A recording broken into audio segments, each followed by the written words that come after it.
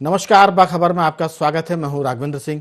बाखबर में आज हम बात करने जा रहे हैं मध्य प्रदेश के आदिवासी अंचलों में पेसा एक्ट लागू होने वाला है। दरअसल कल ये शुभ दिन मध्य प्रदेश के इतिहास में एक बड़े स्वर्णिम अक्षरों में लिखे जाने की बात हो रही है, क्योंकि राष्ट्रपति द्रौपदी मुर्मू मध्य प्रदेश में है और उन्हीं के द्वारा ये घोषणा होने वाली कि मध्य प्रदेश में पेसा एक्ट लागू होगा, जो आदिवासियों के लिए ग्रामीण अंचलों में अधिकारों से मजबूत करेगा, सुसज्जित करेगा। इसके साथ ही मध्य प्रदेश देश का 10वां राज्य हो जाएगा जहां ये एक्ट लागू होगा। अब 11वां राज्य हो जाएगा। अभी तक 10 राज्यों में ये एक्ट लागू है। 1996 में पेसा एक्ट लागू किया गया था और धीरे धीरे जैसे जैसे राज्यों में मांगे हो रही आदिवासी अंचलों में, वहां राज्य सरकारें इसको लागू करती जा रही है। एक तरह से कह सकते हैं कि ये आदिवासियों के लिए मजबूत करने का है, उनके लिए अधिकार देने वाला है और पंचायत राज के जरिए भारतीय लोकतंत्र को मजबूत करने वाला भी साबित होगा। इस पूरे मामले में मैं चर्चा की शुरुआत तो उसके पहले उन राज्यों के नाम जरूर मैं गिनाना चाहूँगा जहां ये लागू है। आंध्र प्रदेश, छत्तीसगढ़, गुजरात, हिमाचल, झारखंड, राजस्थान, तेलंगाना, ये प्रमुख राज्य है जहां ये पेसा एक्ट लागू हुआ है। इस पूरे मामले में हम कह सकते हैं कि इसके लागू होते ही राज्य की सामाजिक और राजनीतिक स्थितियां भी बदलेंगी। मध्य प्रदेश को लेकर भी इन बातों से इनकार नहीं किया सकता, क्योंकि अगले वर्ष मध्य प्रदेश में चुनाव है और उसके बाद 2024 में लोकतंत्र में संसद के चुनाव भी है। तो कह सकते हैं कि राज्य के चुनाव और लोकसभा के चुनाव में ये फायदा पहुंचाने वाला भी साबित होगा। महत्वपूर्ण मुद्दा, इस पर चर्चा के लिए हमारे साथ स्टूडियो में मौजूद हैं दो विशेष मेहमान। मध्य प्रदेश के वरिष्ठ पत्रकार श्री आशीष दुबे जी, हमारे पत्रकार साथी संजय सोनी जी, आप दोनों का बहुत बहुत स्वागत है। और स्काइप पर थोड़ी देर बाद जुड़ेंगे डॉक्टर भुवनेश गर्ग, जो चिकित्सक के साथ साथ सामाजिक सरोकार से भी जुड़े हैं। सबसे पहले चर्चा की शुरुआत आशीष जी आपसे कि इस एक्ट के मायने क्या थे, ये कितना महत्वपूर्ण था और इसे अब तक लागू क्यों नहीं किया जा रहा था। इसका सीधा सा मतलब है कि आदिवासियों की आर्थिक स्थिति, सामाजिक स्थिति और राजनीतिक स्थिति, तीनों पर ये एक्ट का लागू होना फर्क डालेगा, अंतर डालेगा और राज्य में आदिवासी जगत की स्थिति को बदलेगा। आपकी राय?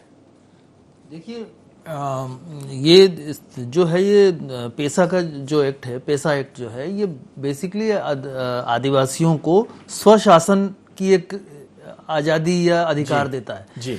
तो मध्य प्रदेश में जब ये लागू होगा, इसके पहले देखिए इसको 26 साल की यात्रा है इस पूरे एक्ट की। ये 26 साल पहले पारित हुआ था और सबसे बड़ी बात है कि मध्य प्रदेश से इसका सबसे पहला वास्ता था और सबसे पहले मध्य प्रदेश में से लागू किया जाना था, क्योंकि दिलीप सिंह भूरिया जो यहाँ के सांसद थे वो इसी कमेटी के अध्यक्ष थे जी।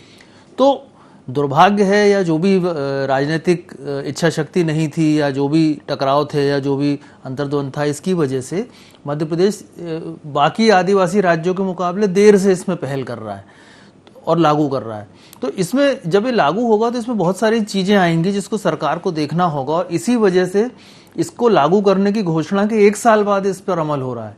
नरेंद्र मोदी प्रधानमंत्री जब यहाँ भोपाल आए थे तब भी उन्होंने ये बात मंच से कही थी, उस बात को भी 1 साल हो गया।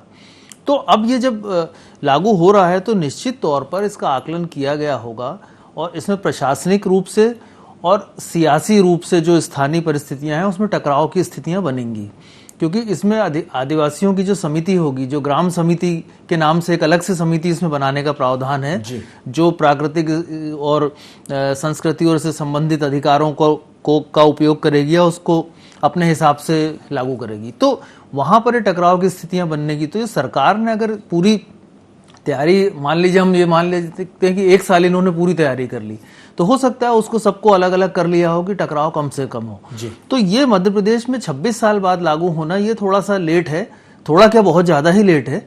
और इसके पहले भी जो 6 राज्य ऐसे थे, गुजरात और आंध्र प्रदेश समेत, जिन्होंने नियम बना रखे थे लेकिन लागू नहीं किया था जी। तो ये सब चीज़ें हैं, इससे साफ समझ आता है कि प्रशासनिक और राजनीतिक परिस्थितियां जो ऐसी हैं, जो ये बहुत ज़्यादा अधिकारों के संबंध में जो एक टकराव की संभावना होती है उसकी वजह से होता है। और मध्य प्रदेश में लागू हो रहा है तो मैं ये कहना चाहूँगा कि मध्य प्रदेश में पिछले कुछ समय से आदिवासियों को लेकर, आदिवासियों को केंद्रित करके राजनीति की जा रही है। कांग्रेस भी करती है और भाजपा भी कर रही है। जी। और ये इसकी वजह यह है कि पिछले चुनाव में आदिवासी वोट बैंक जो है कांग्रेस के पक्ष में चला गया था। तो अब जब भाजपा सरकार इसको इस वक्त पे लागू कर रही है, क्योंकि पहले तो चुनाव होने वाले, एक तो चुनाव होने वाले हैं जी। और इसके पहले कांग्रेस की और राहुल गांधी की यात्रा मध्य प्रदेश में प्रवेश करने वाली है और वो भी आदिवासी इलाकों से गुजरने वाली है। तो चूंकि कांग्रेस के पास वो वोट है, ऐसा मान के चला जा रहा है फिलहाल, तो ये दोनों चीज़ों की कोशिश है। लेकिन इन सब के बावजूद भी यदि आदिवासियों का भला हो जाता है तो ये मान लेंगे कि सियासी एंगल से ही सही, लेकिन एक उनका भला हो जाए। देखिए, आदिवासियों का भला हो ना हो, लेकिन सियासी दलों का भला इसमें जरूर होने वाला है। है। और हमारे साथ जुड़ गए हैं डॉक्टर भुवनेश्वर जी। भुवनेश जी, बहुत बहुत स्वागत है। मध्य प्रदेश पहले भी आदिवासी बहुल राज्य था, छत्तीसगढ़ के पहले भी और आज भी, और पिछले चुनाव ने यह बता दिया कि आदिवासी वोट बैंक सरकार बनाता और गिराता भी है, और बीजेपी इसको ज़्यादा बेहतर तरीके से समझ पाई है और उसी के चलते उसने इस महत्व को समझकर ये एक्ट कल से लागू होने की बात की है। और इसके पहले हमने चर्चा में शुरुआत में कहा था कि इस पूरे निर्णय से भारतीय राजनीति की दिशा और दशा बदलने वाली, क्योंकि धीरे धीरे ये और बाकी राज्यों में भी लागू होगा। लेकिन एक बात जरूर है, बीजेपी ने इस निर्णय के जरिए कांग्रेस और प्रतिपक्ष के उस माहौल का गुब्बारा थोड़ा सा पंचर करने की कोशिश की है जो अब तक आदिवासियों के मुद्दे पर भाजपा के खिलाफ इस्तेमाल किया जाता रहा था। अगर ये कल लागू हो पाता है और जैसा हमारे आशीष जी बताते हैं कि इसमें कोई टकराव नहीं होता है, तो निश्चित रूप से आदिवासियों का भला होगा, और जब उनका भला होगा तो जाहिर है कि बीजेपी का भी भला होगा, क्योंकि वो लागू करने जा रही है। डॉक्टर साहब, आपकी इसमें राय? राघवेंद्र जी, इस चर्चा में चूंकि एक राजनीतिक चर्चा है, पर उसके पहले मैं थोड़ा सा 2 मिनट इस बात पे जोर देना चाहूंगा कि आज विश्व डायबिटीज डे भी है। हालांकि इसको हमें हर दिन मनाना चाहिए भोजन दिवस के तौर पर आज विश्व डायबिटीज डे भी है। तो मैं आपके माध्यम से, आपके चैनल के माध्यम से मैं सबको एक छोटी सी सलाह देना चाहता हूं आज के समय में कि हमारे देश की युवा पीढ़ी में जंक फूड और हाई प्रोटीन डाइट और हाई कैलोरी डाइट और इस तरह के एनर्जी ड्रिंक्स के तौर पर बहुत ज़्यादा मोटापा और बहुत ज़्यादा बीमारियां आ रही हैं। सभी लोग ध्यान रखें कि जितना हो सके फ्रेश फूड की तरफ, ताजे भोजन की तरफ और अपने संस्कारित भोजन की तरफ, जिसको हम कहते हैं कि जब संस्कार भोजन में आते हैं तो वो प्रसाद बन जाता है, उसकी तरफ सबको जागरूक करें, प्रेरित करें। क्योंकि ये आंकड़ा अब 10% से बढ़कर आज 24% हो गया है युवा बच्चों में मोटापे का, ओबेसिटी का, डायबिटीज का। ये बेहद चिंतनीय है, सबको इस पे ध्यान देना होगा। दूसरी बात, अब मैं इस पे आता हूं जो आज हम राजनीतिक चर्चा कर रहे हैं जी। मैं बहुत सीधे शब्दों में कहना चाहता हूं कि ये 70 साल के गड्ढे मोदी सरकार भर रही है। इसको किसी भी सियासी रंग में नहीं जोड़ा जाना चाहिए।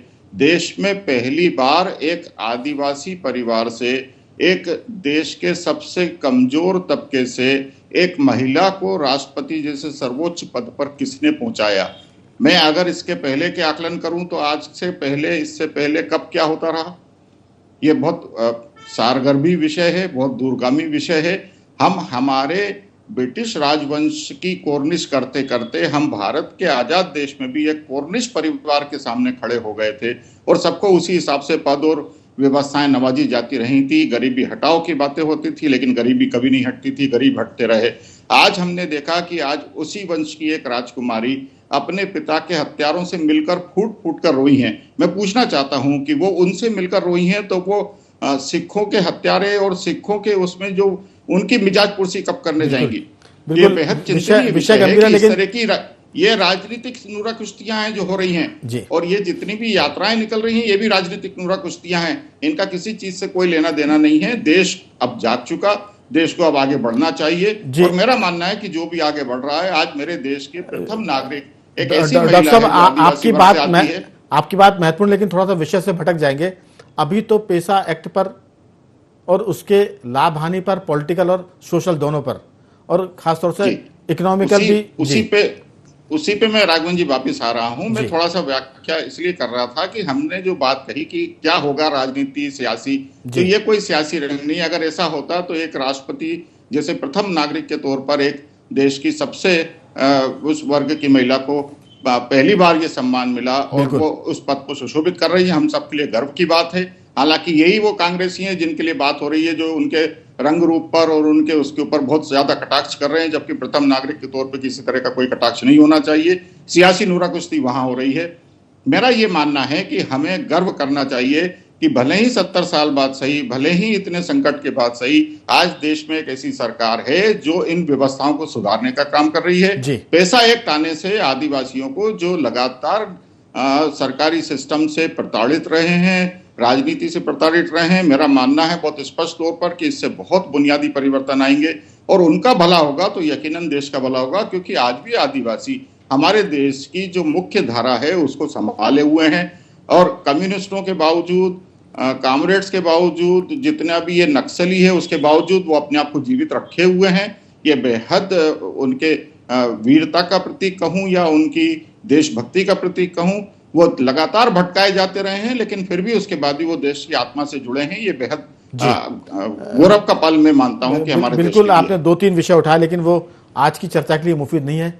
नक्सली आंदोलन तो आदिवासियों के हित को लेकर ही आगे बढ़े हैं। अलग बात है कि उसमें कई बार जब आंदोलन बढ़ते हैं तो वो जिस वर्ग के हित में होते हैं कई बार वो उसको दिक्कत भी देते हैं। तो ये 2-3 विषय कभी विस्तार से बात करेंगे। लेकिन संजय जी, सवाल है कि अब ये इस एक्ट के लागू होने के साथ ही आदिवासियों की जमीन खरीद फरोख्त का मामला हो, उनके जीवन के रहन सहन का मसला हो, माने राजनीतिक जो हक है वो तो वोट ग्रुप में उनको पहले से मिला हुआ, लेकिन इस एक्ट के लागू होने के बाद आदिवासियों की जमीन खरीदने और बेचने के मामले में भी उनको सुविधा मिलेगी। और अगर जमीन बिकती आदिवासियों की तो पहला हक खरीदने का आदिवासियों का होगा, इसके बाद वो दूसरे या तीसरे के पास जाएगी। लेकिन इस तरह के कानून अप्रत्यक्ष रूप से तो लागू थे, लेकिन इसका तोड़ भी लोग निकालते थे कि कलेक्टर की अनुमति से आदिवासी की जमीन कोई और भी ले सकता है। लेकिन अब इस एक्ट के लागू होने के बाद कलेक्टर की अनुमति का इसमें मुझे लगता है कि भूमिका कम हो जाएगी या खत्म हो जाएगी।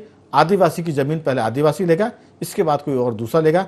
आपकी राय कि राजनीति में जो आदिवासी वर्ग है वो और कितना मजबूत होगा, उनकी आर्थिक स्थिति कितनी सुदृढ़ होगी और सामाजिक ताना बाना कितना और बेहतर होगा इस एक्ट के लागू होने पर? जी देखिए, बहुत अच्छा विषय है और मैं समझता हूँ कि आज़ादी के बाद से लगातार जो वर्ग है आदिवासी, अनुसूचित जाति, अनुसूचित जनजाति, इसको लेकर हर पार्टियों ने अपने अपनी राजनीतिक रोटी सेकने के हिसाब से भी माना जाए तो कहीं ना कहीं उससे भला भी हुआ है।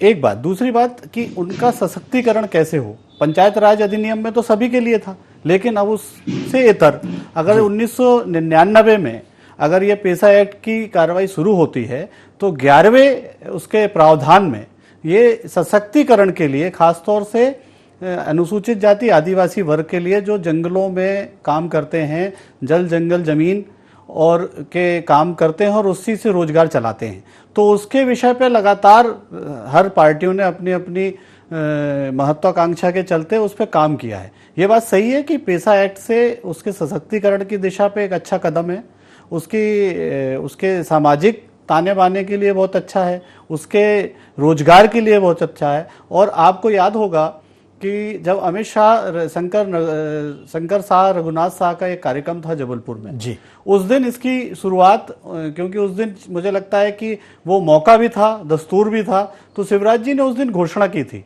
कि हम पेशा एक्ट और अच्छा करेंगे, क्योंकि पेशा एक्ट पे काम होता रहा है। इसमें ऐसा नहीं है कि आज कुछ नया हो रहा है, पहले से होता रहा है, लेकिन उसके प्रावधान में नए नए चीजें आती जा रही हैं और उनके सशक्तिकरण के लिए काम हो रहा है और उसी का कल उसका शुभारंभ और नए सिरे से होगा। बिल्कुल। तो अमित शाह जी के कार्यक्रम में इस पे अनाउंस हुआ और आज उस पे लगभग मैं समझता हूं 1 साल 8 महीने के ऊपर हो गए हैं उस कार्यक्रम को। अब उसका अमली जामा का समय आ गया और वो कल शुभारंभ होगा। आशीष जी, दरअसल ये संविधान की भाग 9 का विस्तार है जो लागू किया। आपने कहा था कि ये बहुत लेट हो रहा है। पॉलिटिकल पार्टियां, जो लोग कहते हैं आम भाषा में कि ये लॉलीपॉप देती हैं, दिखाती हैं, लेकिन देती बहुत देर से है। तो जब वो कोई चीज़ अधिकार देती है वो तब देती जब उनको लगता है कि अगर हम नहीं देंगे तो हमारे अधिकार कम हो जाएंगे। ये सत्ता छीनने के भय का भी एक नतीजा है कि अगर ये नहीं करेंगे तो हो सकता है कि सत्ता हमसे छिटक जाए, दूर हो जाए। तो ये उस भय आक्रांत जो दल हैं उनकी भी परिणति है कि हम इसको जल्दी लागू करें। और आदिवासी जाग रहा है, लेकिन जागने के साथ साथ उसका दुरुपयोग ना हो। लोग अलगाववाद की तरफ भी ले जा रहे हैं, नक्सलाइट भी उनको भड़काते हैं या नक्सलवादी पहले उनके हित में काम करते हैं। तो बहुत सारी चीज़ें हैं। अभी तक तो ये होता था कि किस तरह से आदिवासी अपने जो संस्कार होते हैं, शराब पीने की बात जो होती है, लोग कहते हैं कि शराबबंदी होती, लेकिन आदिवासी क्षेत्र में शराबबंदी की एक तरह से उदारता होती, क्योंकि वो उनके जीवन का हिस्सा शराब पीना या बाकी चीज़ें। इस अधिनियम के लागू होने के बाद स्थितियां बदलेंगी, और जो मैं बार बार कह रहा हूं कि स्थितियां जो बदलेंगी आदिवासी की वो अपनी जगह है, लेकिन सत्ताधारी जो दल हैं या जो राजनीतिक दल हैं उनकी स्थितियों में जरूर फर्क आएगा, ऐसा लगता है, क्योंकि ये उसी को देखकर ज्यादा हो रहा है। आपकी राय?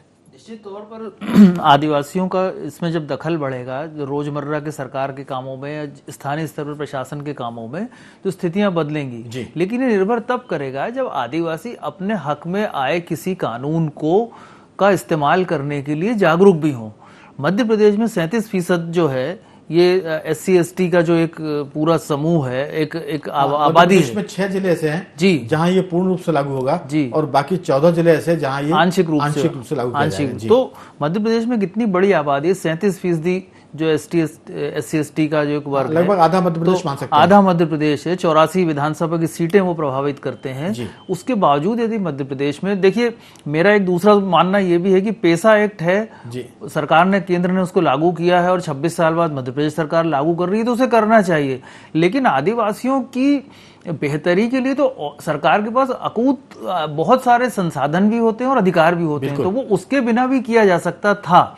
तो मध्य प्रदेश में तो आदिवासियों की स्थिति खराब है। हालांकि मैं मानता हूं कि पिछले पूरे समय मध्य प्रदेश गठन के बाद से अब तक उनकी स्थिति में थोड़ा थोड़ा ही सही, लेकिन सुधार तो आया है। वो स्थितियां अब नहीं है जो 5, 6, 7 दशक पहले हुआ करती थी। धीरे धीरे ही सुधार आ रहा है। सरकारें चाहती, उनकी विल होती, कोई भी सरकार होती, सारी पार्टियों की सरकार यहाँ भी रही है, केंद्र में भी रही है, तो वो चीजें आमूल चूल ही बदल जाती। मध्य प्रदेश में आदिवासियों की जहां तक बात है, एक तो प्रशासनिक रूप से, सामाजिक रूप से भी पिछड़े हैं, सियासी रूप से भी पिछड़े हैं। क्या आज भाजपा कह सकती है कि वो आदिवासी मुख्यमंत्री प्रोजेक्ट करेगी? क्या कांग्रेस कह सकती है करेगी? तो नेतृत्व जो है सियासी, वो अपने गुड़ा भाग से चलता है। अब आप ये सवाल उठाएंगे तो फिर बीजेपी तो ये कहेगी ना, हमने तो राष्ट्रपति बना दिया उसी वर्ग का। नहीं, अभी तो मध्य प्रदेश में चूंकि इसकी बात हो रही है, और मध्य प्रदेश में आदिवासी मुख्यमंत्री की बात, मांग बहुत पुरानी है जी। लेकिन मैं ये कहना चाह रहा हूँ, बनाता कोई नहीं है, कराता कोई नहीं, वही मैं कह रहा हूँ, बनाता कोई नहीं है, बातें सब करते हैं। वही मैं कहना चाह रहा हूँ कि ये एक पॉलिटिकल, एक इंस्ट्रूमेंट जैसा भी मामला हो गया। लेकिन सरकार चाहे तो उनकी बेहतरी के लिए तमाम काम कर सकती है।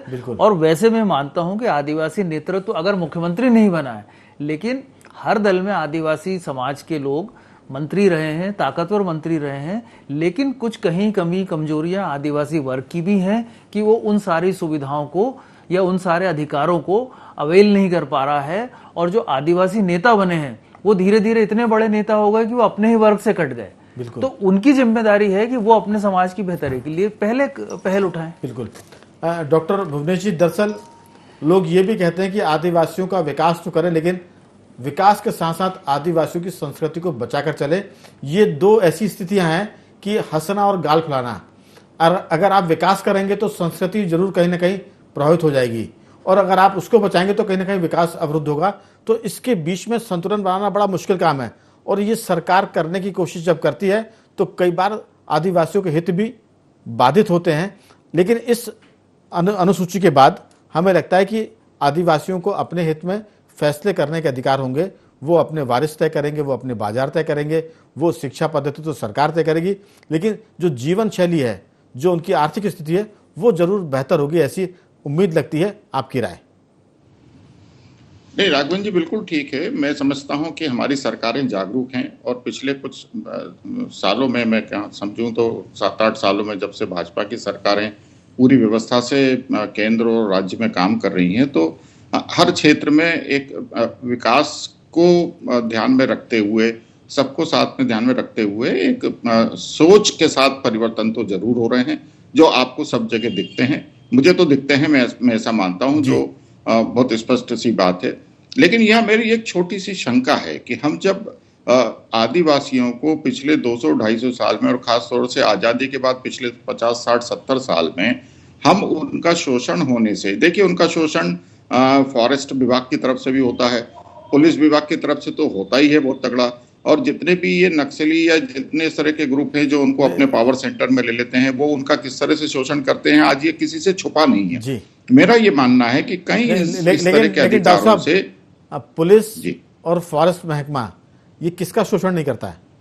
क्या शहरों में नहीं करते? हाँ, नहीं, पुलिस वाले वो तो शोषण? आपका बिल्कुल ठीक है कहना, लेकिन इनसे कोई नहीं गांव बचता में आदिवासी इलाकों में मैं खास तौर से बात करूं तो जी। जैसे उनका जीवन यापन तो बहुत छोटा सा होता है। बिल्कुल। गांव की जो जल जंगल जो जमीन की जो उपजें हैं उनके ऊपर वो निर्वाहन करते हैं अपना। बच्चों को वो पहले मिनट से थोड़ी थोड़ी सी अफीम चटा के, महुआ चटा के उनको वो करके रखते हैं। और इसीलिए हम देखते हैं कि स्वास्थ्य की जागरूकता की दृष्टि से, स्वास्थ्य की दृष्टि से इन आदिवासी बच्चों में, इन आदिवासी लोगों में बहुत ज्यादा शारीरिक शक्ति होती है, किसी भी तरह के भोजन को पचाने की, किसी भी तरह के नशे को पचाने की। जी। तो जो इस तरह से बात हो रही है कि व्यवस्थाओं को सुधारा जाना चाहिए और उनके ऊपर काम होना चाहिए। मेरा मानना है कि आदिवासी वर्ग के पास जो भीतरी इलाकों में है उनके पास बहुत कुछ हेल्थ रिलेटेड इश्यूज भी हैं जिनको हमें आगे लाने से बहुत कुछ फायदा होगा पूरी दुनिया को, क्योंकि उनके पास खुद के उपचार हैं, उनके पास खुद का भोजन है, उनके पास खुद की व्यवस्था है। वो अपने आप को हर बीमारी में मजबूत करके रखे रहते हैं, जबकि उनके पास संसाधन बहुत कम है। अब मैं समझता हूँ बहुत कम उनके पास आप व्यवस्था देखेंगे, घर, मकान, कपड़े या किसी भी तरह की, लेकिन वो जो मिलता है उसमें वो अपने आप को सुखी और स्वस्थ रखे रहते हैं। तो मैं समझता हूं कि इस व्यवस्थाओं में अगर हम स्वास्थ्य को भी जोड़ दें, उनके खान पान को भी जोड़ दें, उनके रोगों के उपचार की विधाएं जो उनके पास हैं उसको भी जोड़ दें, तो मैं समझता हूं इस चीजों को बहुत आगे ला सकते हैं और पैसे को हम रुपए में कन्वर्ट कर सकते हैं। बिल्कुल। आपने इसके पहले की चर्चा में कहा था कि आज लोगों को एहतियात बरतने की जरूरत है प्रोटीन के मामले में खासतौर से, और अभी पिछले 2-3 महीनों में बहुत कम उम्र के लोगों को कार्डियक अरेस्ट हो रहा है, हार्ट फेलियर हो रहा है। तो उसकी भी जो चिंता आपने जताई थी, हम सब उसमें सहभागी हैं। और हम ये भी कहना चाहेंगे कि इस पूरे मामले में लोग जरूर अपना मेडिकल चेकअप कराते रहें, क्योंकि अभी जो खबरें आ रही हैं, चाहे वो बॉलीवुड की हों या और सामाजिक क्षेत्रों से, लोग कम आयु के लोग हार्ट अटैक से मर रहे हैं, हार्ट फेलियर हो रहा है। ये चिंता की बात है, इस पर किसी और दिन विस्तार से बात करेंगे, लेकिन ये चिंता। लाइन में यहाँ कहना चाहूंगा राघवन जी। एक छोटी सी लाइन में या फिर रिपीट करना चाहूंगा मैं, जो आपके लगभग हर प्रोग्राम में रिपीट करता हूँ जी। कि देखिए, ये विलासिता या शराब या किसी भी तरह के उससे जुड़ी हुई घटनाएं नहीं है जो हो रही हैं। यहाँ आप देखिए सारे यंग फिट लोग हैं जो जिम में बहुत हेवी एक्सरसाइज करते हुए। तो हम जो लगातार कोविड के पहले से और कोविड के दौरान बात करते रहे हैं कि कोविड की वजह से, कोविड के वैक्सीन की वजह से बहुत ज्यादा क्लॉटिंग्स होंगी, तो सब लोग अपने आप को सुरक्षित रखने के लिए डॉक्टर की सलाह से, मौसम भी सर्दी का ये जानलेवा साबित होगा। समय कम है हमारे पास। संजय सोनी जी, दरअसल मध्य प्रदेश के 6 जिले पूरी तौर पर, 14 जिले आंशिक तौर पर, 12,350 गांव इस पर प्रभावित होंगे और लगभग 89 ब्लॉक भी इस पेसा एक्ट में प्रभावित होंगे, लागू होने वाले। 2-3 वाक्यों में आपकी राय कि कल ये लागू होगा, मध्य प्रदेश की राजनीति में एक तरह से बदलाव का दौर शुरू हो जाएगा कल के बाद से, आदिवासियों को लेकर 2-3 वाक्यों में आपकी राय। देखिए, बिल्कुल सही है। एक्चुअल ये पूरा आप भी समझते हैं कि कोई भी कानून या कोई भी योजना है तो वो राजनीति है उसके पीछे, तो चाहे कोई भी पार्टी हो वो तो करेगी ही। तो मेरा मानना ये है कि इससे ये जरूर बात है सच की जनजाति वर्ग को, आदिवासी वर्ग को बहुत लाभ मिलेगा, क्योंकि इसमें बहुत सारे कंडिकाएं हैं। उसको आप अगर अध्ययन करेंगे तो आपको पता लगेगा कि बहुत समितियां हैं पूरे उन्नयन के लिए। उनकी एक बहुत अच्छी अधिनियम है, बहुत अच्छी योजना, अगर ये सही तरह से लागू हो जाए, इसमें तो एक शराबबंदी तक का है। बिल्कुल, कुल मिलाकर अगर ये योजना सही लागू होगी तो लोगों का बदलाव भी होगा, सियासत करने वालों को लाभ भी होगा, आदिवासी लोगों का भी भविष्य सुधरेगा। तो तीनों मेहमानों का मैं धन्यवाद करूंगा। डॉक्टर साहब आपका भी, संजय जी आपका, और आशीष जी आपका भी बहुत बहुत साधुवाद कि आपने चर्चा में हिस्सा लिया। कुल मिलाकर मध्य प्रदेश में कल से पैसा पर पॉलिटिक्स शुरू हो जाएगी। पैसा एक्ट लागू होगा, लेकिन पॉलिटिक्स कल से जोर मारेगी। आदिवासियों का मामला है, वोट का मामला है और सरकार का मामला है। बाखबर में आज सिर्फ इतना ही। कल किसी और मुद्दे पर बात करेंगे, तब तक बने रहिए हमारे साथ और देखते रहिए IND24।